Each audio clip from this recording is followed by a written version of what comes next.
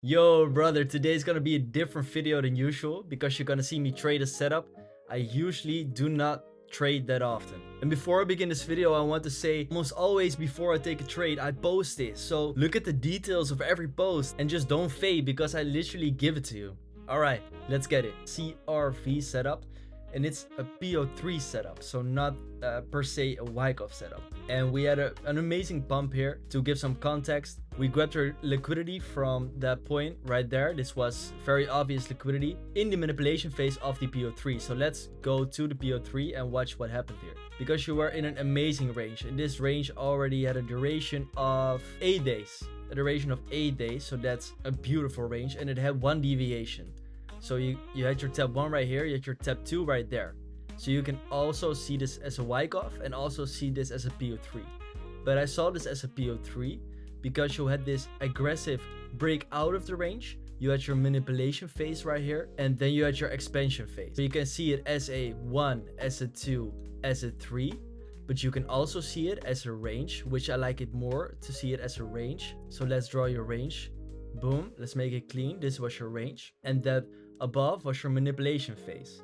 So let's go back in time and go trade it in real time because it went up pretty quickly. And you are already seeing, hey, you are creating demand, which is an indication of, hey, maybe we're gonna have a PO3. So you create a demand right here, which you want to see when you are playing a PO3, because in a PO3, you have your range, you have your aggressive breakout out of the range, and you always have supply creation forming when you have a PO3. Manipulation phase and your expansion phase, of course. But right now, it's a bearish PO3. So let's see what happens when we play it. And when we play it, you see we touched demand, so we mitigated it already. The size of the manipulation phase, you want to be like this as your range. You want to be at like 1/5 of your range, preferably. But that was not the case. This was a pretty small manipulation phase. But what do we need? We need 2 taps in a manipulation phase.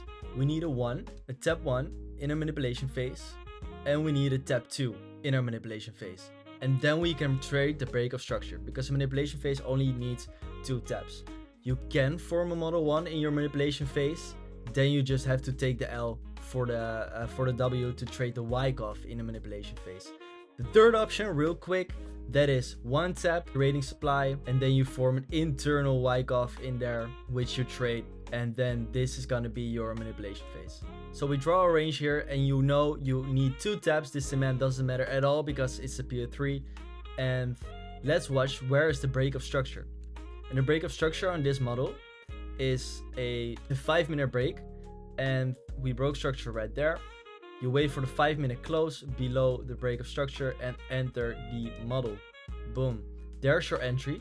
Stop goes above the second tap, and you let it go into the manipulation phase, because when it's in the manipulation phase, it often has a very aggressive move.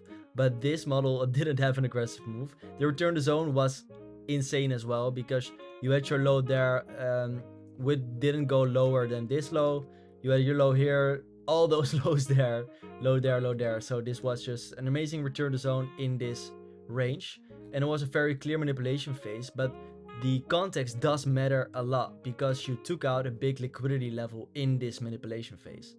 The only thing you need to do now is wait and let your trade play out. And this was a bit against the market, because the market was already going up, and I was in a couple long positions, so this was an amazing hedge as well to have. So I just let it open, and I kept a short position. I didn't sell because we kind of had an accumulation right there, but I didn't sell and just stuck to the plan. And there was your take profit hit.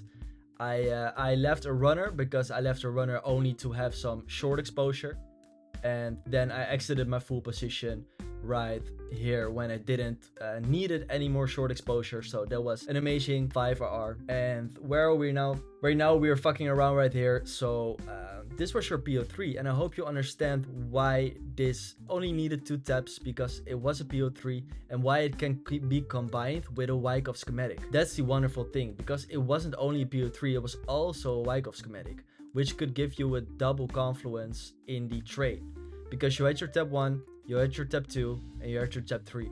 Boom. And it was within the range deviation limit, which was there.